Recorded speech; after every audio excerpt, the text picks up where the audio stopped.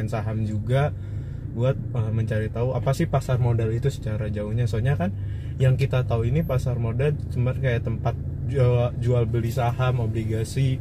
Nah, kita sekarang mau tahu untuk lebih dalam kayak apa sih bedanya antara main saham, apa bedanya sama invest saham, itu kita mau tahu gitu. Nah, nanti kita langsung ikutin aja buat langsung ketemu teman saya, dimana kita akan membahas tentang pasar modal, apa blue chip itu, fungsinya apa sih buat kita, terus sama paling kita akan bertanya-tanya kondisi sekarang ini pasar modal gimana sih menurut teman saya, apakah tetap bagus. Yo Pak. Pak.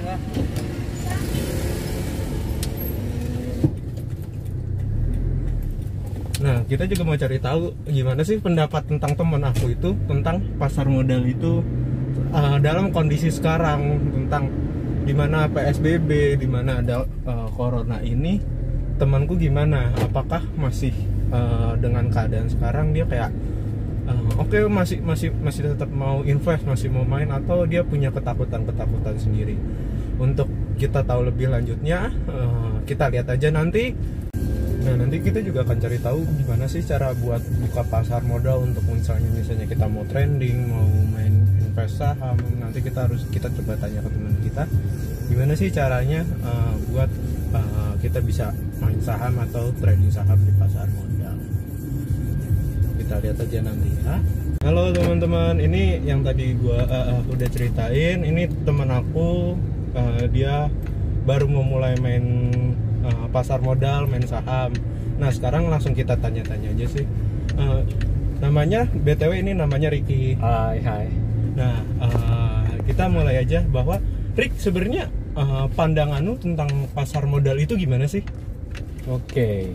Nah, kalau misalnya kita ngomongin pasar modal ya, itu sebenarnya kan kaitannya mungkin sama kalau misalnya lu ngomong sama teman-teman lu yang mau mulai investasi gitu loh. Misalnya ada duit berlebih, gue tuh harus ngapain sih, ini ada duit lebih daripada duit nganggur, mending gue investasiin gitu.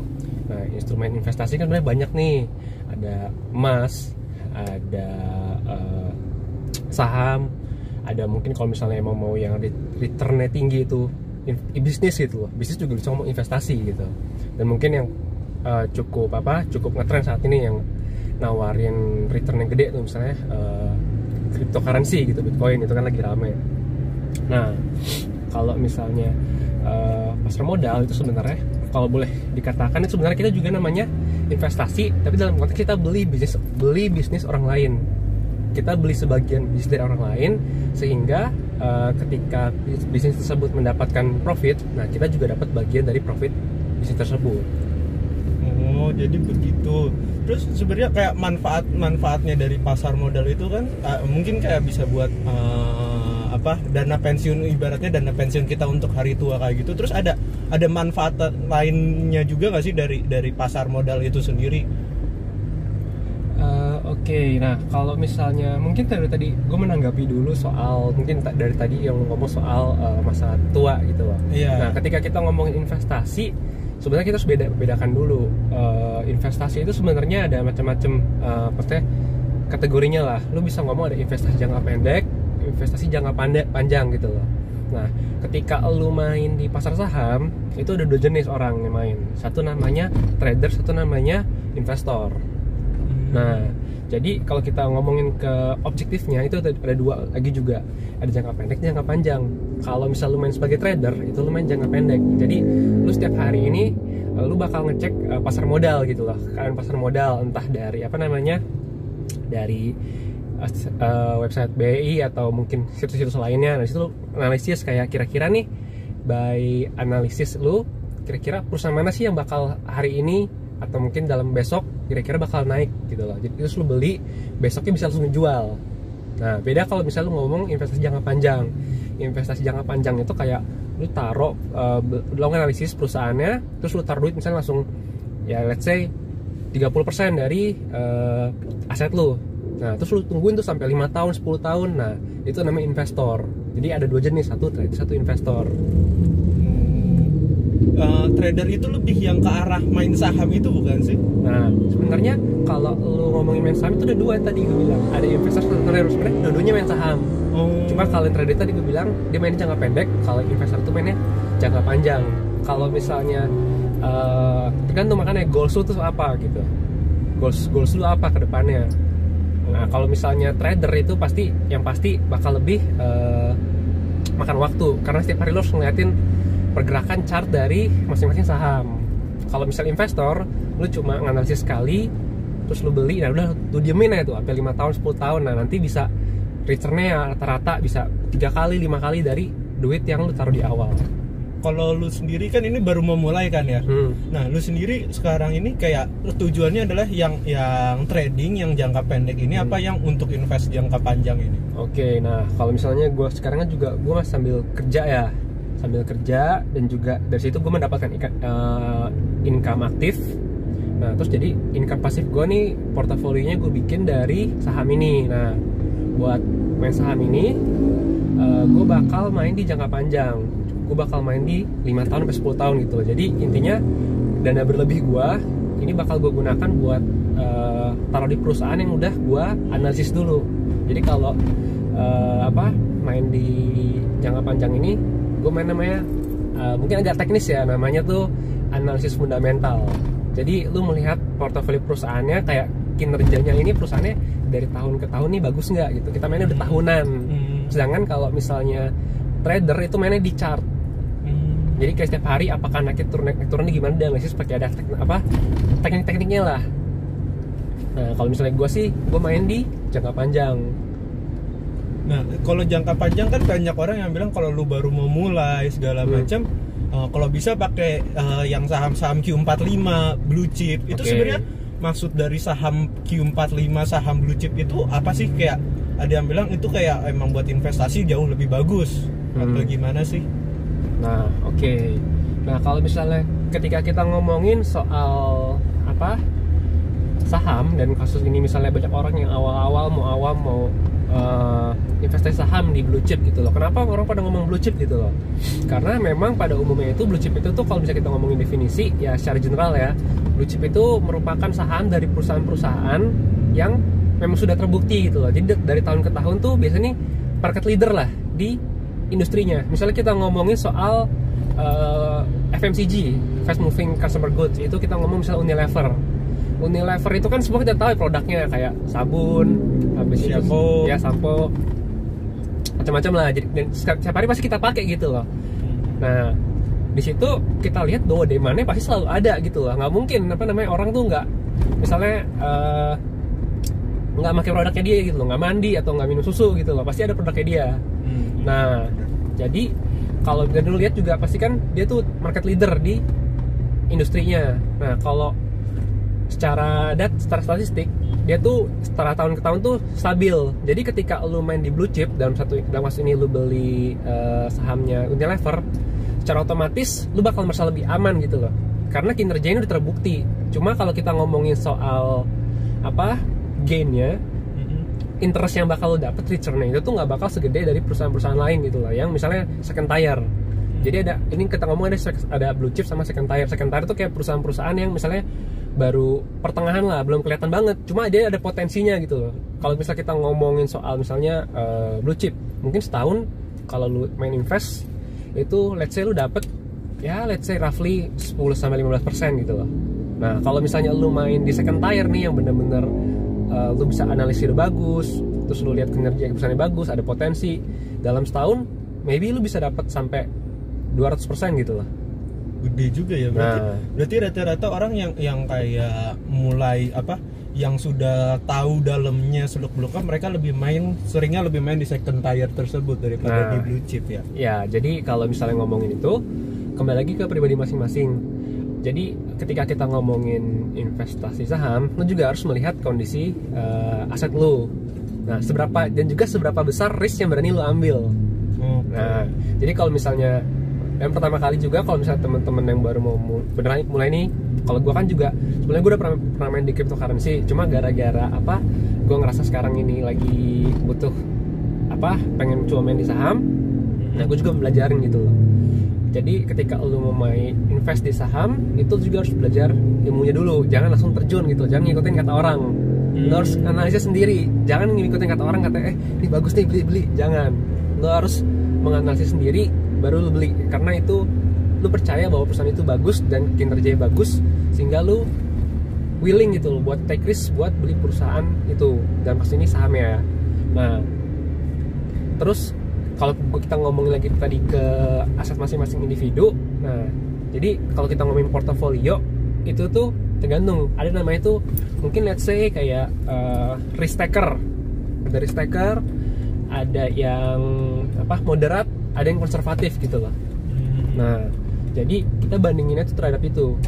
Jadi misalnya kita ngomonginnya dalam konteks perbandingan antara saham blue chip sama saham yang tadi second tier gitu. Nah, kalau misalnya lu risk taker nih, lu berani gitu loh ngambil resiko. Nah, kalau kita ngomongin soal investasi kan ada namanya high risk dan high risk high gain lah. Sebenarnya itu berlaku di semua hal lah, high risk high gain. Ketika lu berani untuk risk more, you will get more gitu. Nah, kalau lu main di let's say lu risk taker, biasanya yang gue tahu ya, diajarin ke gue ialah 70% lu taruh di second tier, 30% lu taruh di blue chip. Nah, kalau moderat itu let's say lu main 50-50. Kalau konservatif lu mainnya ya aman aja gitu. Jadi 70% lu taruh di blue chip, sisa 30%-nya ditaruh di second tier. Jadi kayak kebalikannya sama yang risk taker lah. Terus kalau pandangan lu nih kan sekarang ini kan kondisi global kan lagi tidak baik karena ada corona ini kan. Nah, buat orang-orang yang kayak baru mau buka saldo, menurut lu saran lu gimana nih dalam kondisi kayak gini? Nah, mendingan apakah tetap yaudah kita tetap nabung di blue chip dulu, terus nanti keuntungan setahun dari blue chip baru dipindah ke second tier, atau dari awal yaudah langsung berani, kalau misalnya emang dia modal nekat doang langsung taruh di itu. Soalnya kan kondisi global sekarang kan buat pasar modal pun kan kayak fluktuatif banget sekarang. Kadang lagi bagus bisa bagus banget, kalau lagi turun, waktu itu sempat turun yang sampai di IHSG aja sampai kisaran 3.500 ya kalau nggak salah. Nah, menurut lu sendiri gimana sih kayak pandangan lu sekarang? Terus kalau misalnya cara mengatasinya untuk misalnya ke depan ada kejadian yang hampir mirip kayak sekarang, gimana? Oke, nah kalau misalnya itu tadi khusus mungkin buat yang tadi, kalau kita ngomong konteksnya orang yang baru memulai ya. Iya. Nah, ketika lo memulai dalam hal ini, pertama jujur kondisi sekarang ya sangat memprihatinkan lah. Karena ketika kita ngomongin saham, kita kan ngomongin soal performa perusahaannya. Performa perusahaan kita lihat mana-mana di PHK.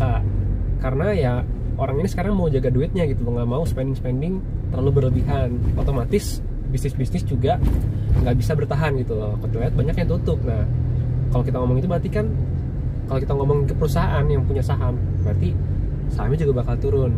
Nah, buat sekarang, buat kalian yang baru mau main, menurut gua fokus ke belajar dulu deh. Belajar dulu, mempelajari apa itu saham, bagaimana cara dia bekerja, dan bagaimana cara kita membeli perusahaannya. Nah, kalau misalnya memang yang udah bener-bener mau udah ngerti lah, nah saran dari gua mainnya coba di blue chip mungkin di awal-awal. Cuma mainnya tuh main aman aja gitu loh, karena buat belajar gimana sih cara beli, gimana sih cara jual gitu loh, gimana sih cara ngeliat chart gitu loh. Nah, sebenarnya kalau kita ngomongin saham juga sebenarnya kita tuh mainnya tuh di emosi gitu loh, main di emosi, karena biasa orang ngikutin kayak ada orang beli langsung ada beli ikutan beli. Nah, jangan sampai keikut di situ. Nah, terus second rule-nya ialah belilah saham ketika orang lain panik. Sorry, gue reverse. Lu jangan beli ketika orang lain panik. Maksudnya gimana tuh? Kayak jangan beli pada saat orang lain panik. Kayak mungkin kayak kondisi kemarin banyak orang panik, mendingan lu jangan beli apa-apa dulu, seperti itu atau gimana tuh? Nah, jadi gini, misalnya kondisinya let's say orang-orang nih pada panik kan, kayak kondisi kondisi ekonomi ini misalnya lagi jelek gitu loh saham. Nah, Terus orang-orang lain misalnya kayak apa namanya ngelihat ada berita nih dari mana gitu, bilang katanya saham ini bagus loh, saham ini bagus, lagi murah nih. Nah langsung pada berondong-berondong beli gitu loh. Nah terus orang lain panik kan, kayak ngeliat wah sahamnya bagus nih, gue beli ya, apa biar gue gak ketinggalan gitu, nah dengan kereta. Nah lu jangan masuk pas itu. Jadi belilah perusahaan tuh kayak ya yang tadi, lu beli dari perusahaan yang memang udah lu analisis gitu loh, menganalisis, dan jangan beli pas lagi hype gitu lah. Pas udah hype kayak orang bagus beli. Jangan. Kalau misalnya lu udah beli pas lu udah mendengar saham kondisi itu, berarti lu ketinggalan kereta. Berarti kalau bisa kayak cari tahu sebelumnya, jadi lu udah ngebeli dulu. Jadi pada saat ada hal itu orang banyak yang beli. Ini kalau misalnya main saham ya, pemikiran gua kan main saham kan kita jual belinya dengan dalam jangka waktu yang cepat ya, bisa dikatakan kan gitu. Ya, bener nggak kalau misalnya lu beli sebuah saham, sebut saham A nih, terus tiba-tiba jadi nih ada orang yang bilang nih saham A ini lagi bagus, banyak yang beli. Nah pada saat banyak yang beli misalnya sampai satu titik lu jual, itu bukannya kalau untuk main saham bukannya itu lu mendapatkan profit yang tinggi kan, kalau nggak salah kayak gitu bukan sih? Nah iya, cuma itu lagi akan lebih baik ya, karena gini, oke lu boleh dengerin kata teman lu, boleh lu itu, tapi lu jangan jadikan itu sebagai patokan. Karena bilang tadi kembali lagi, jangan pernah lu beli saham karena lu dengerin kata orang lain, ikut-ikutan jatuhnya. Jangan ikut-ikutan ya. Makanya gue bilang tadi, lu harus tahu dulu gimana cara saham bekerja dan gimana cara lu menganalisisnya. Jadi ketika lu mendengar let's say, oh bagus nih, nah lu balik lagi, lu analisis sendiri perusahaannya,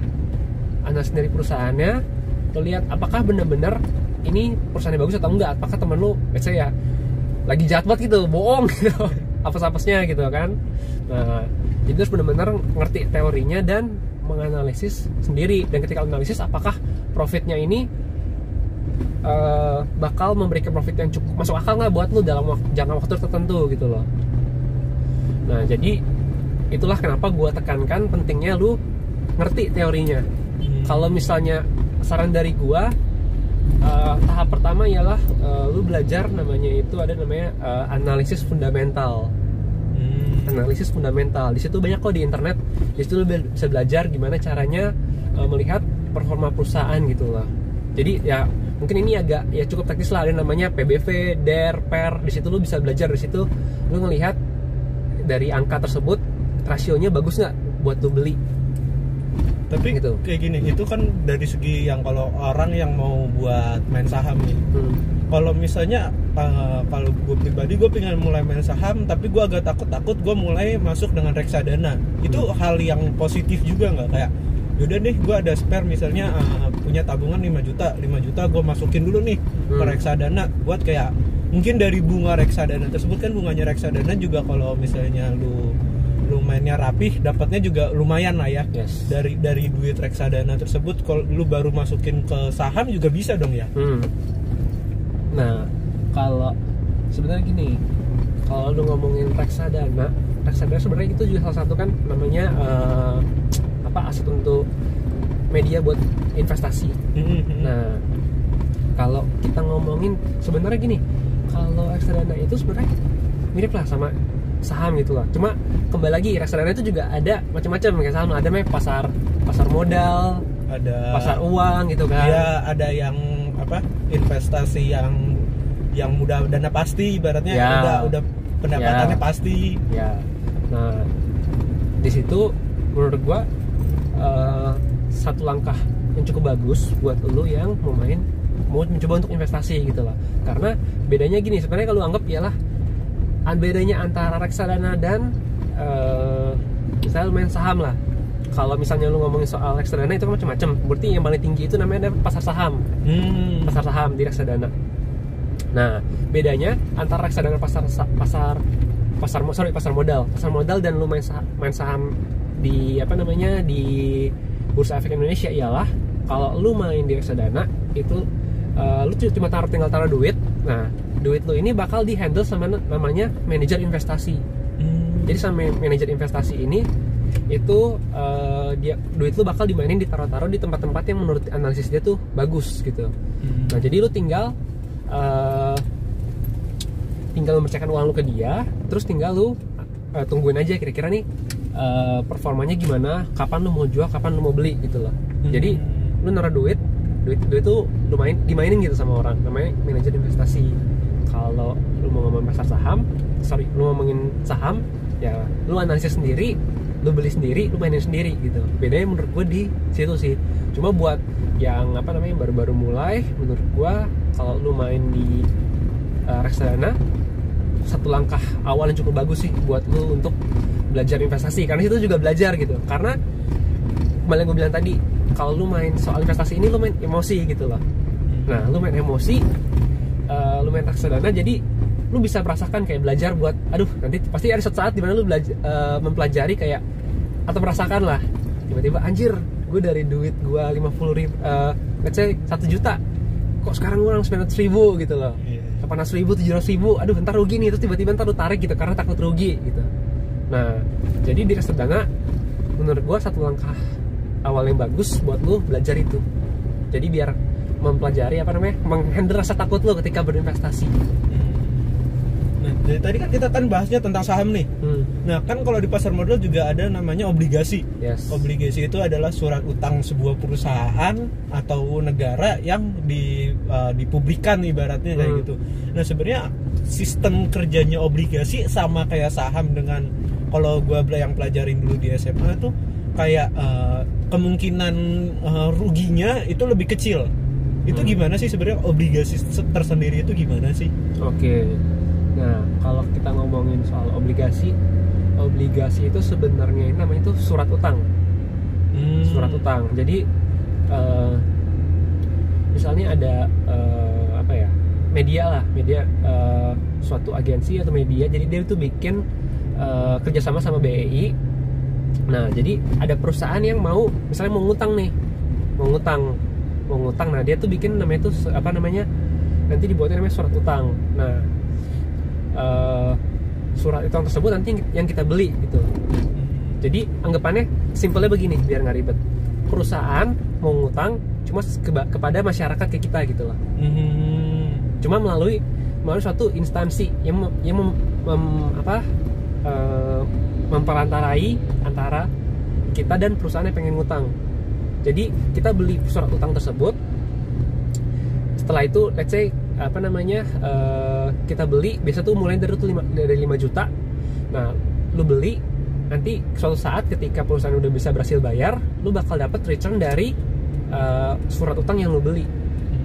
Nah, dalam kasus ini misalnya ada, kalau lu ngomong soal obligasi, sebenarnya negara juga bisa ngeluarin surat utang gitu loh, kalau tahu. Nah, jadi sebenarnya kalau ngomongin obligasi, apalagi yang ngeluarin surat obligasi negara ya, itu cukup aman. Karena ketika kita ngomongin misalnya lu surat utang ini, lu beli surat utang dan nggak berhasil bayar, berarti negara ini tuh kolaps, ekonominya gagal gitu loh. Nah, berarti cukup aman. Dan biasa rata-rata obligasi itu dalam satu periode itu berapa ya? 5-6% lah. Nah, cukup tinggi lah dibanding let's say ya deposito gitu. Kan dari tadi kita sebutin BI ini, pasti banyak yang nanya BI itu letaknya di mana sih? Nah, kan kalau BI Bursa Efek Indonesia itu letaknya di daerah pusat, daerah Senayan situ, di dekat Pacific Place. Nah, di situ kalau biasanya bercanda itu adalah kasinonya yang legal. Oke. Ya kan? Nah, di situ. Nah, lu kan berarti udah mau mulai. Lu waktu itu kayak caranya ngebuka buat main saham tuh kan harus punya sekuritas gitu. Itu caranya gimana sih? Lu juga milih sekuritasnya gimana sih? Kan di dalam sekuritas itu ada kayak ada fee-nya, ada hitungan lu dapat bunga berapa persen, ada hitungan potongan dapat berapa persen. Itu gimana sih? Lu supaya memilih, oh gue yakin nih mau di sekuritas ini nih, gimana sih? Oke. Nah, berarti sudah ngerti ya soal sekuritas ya, tempat buat lu membeli jual beli saham lah ya. Ya. Nah, ketika lu milih sekuritas, biasanya sih ya, kalau yang gua pilih ketika sekuritas ialah fee-nya ketika melakukan transaksi jual beli. Transaksi jual beli. Kalau gue sendiri itu pertama gue cari di internet sekuritas apa aja sih yang ada gitu di Indonesia. Nah, terus kedua yang gue lakukan ialah gue tanya ke temen gue yang memang sudah berpengalaman, kayak lu ketika membeli, kenapa sih lu beli sekuritas apa sih yang lu pilih, dan akhirnya kenapa akhirnya lu milih sekuritas itu. Nah, setelah menimbang-nimbang kayak ada temen gue kayak cari di internet, kalau gue sendiri milihnya tuh di itu dengan alasan yang tadi lu udah bilang kayak hitungan fee-nya. Nah, cuma kalau misalnya setelah gue lihat dan gue tanya temen gue, kalau kita ngomongin soal fee itu paling cukup kecil lah fee-nya, transaksinya. Jadi misalnya lu punya saham 10 juta gitu loh dalam rupiah. Nah, biasa ketika lu mau narik itu ke rupiah, lu bakal kena fee. Let's say taruhlah 0,1% dari transaksi. Nah, berarti kalau misalnya tarik 10 juta berarti anggaplah berarti 100 ribu. Nah, jadi gitu kan, kalau misalnya lu transaksinya cukup gede kan lumayan tuh ya, kena fee-nya. Nah, jadi itu cukup cukup berpengaruh lah, salah satu variabel yang cukup boleh lu pertimbangkan ketika lu mau beli sekuritas. Mau daftar di sekuritas. Kan kalau kita lihat lu nganalisa sendiri nih. Iya. Kan banyak orang yang kalau nganalisa dia kayak minta tolong analis gitu loh. Nah, kenapa lu mau untuk menganalisa sendiri yang ibaratnya kalau misalnya lu tidak lu tidak paham, nggak gitu paham kan, bisa untung bisa rugi. Sedangkan kan kalau seorang analis tersendiri itu kan kemungkinan besar dia udah mempelajari dasar-dasarnya gitu.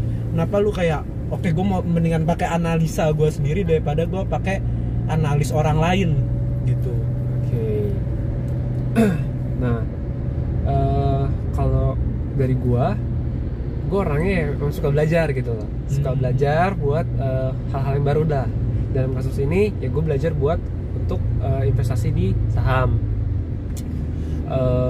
Pertama ialah kalau misalnya lu banding sama analis itu ya mungkin ya, karena kalau jujur gue sendiri gue belum pernah buat nanya-nanya ke analis, karena gue juga emang dari awal ya gue nggak ada keinginan lah buat kesana. Bagaimanapun lu bakal lebih pede, lu bakal lebih percaya kalau misalnya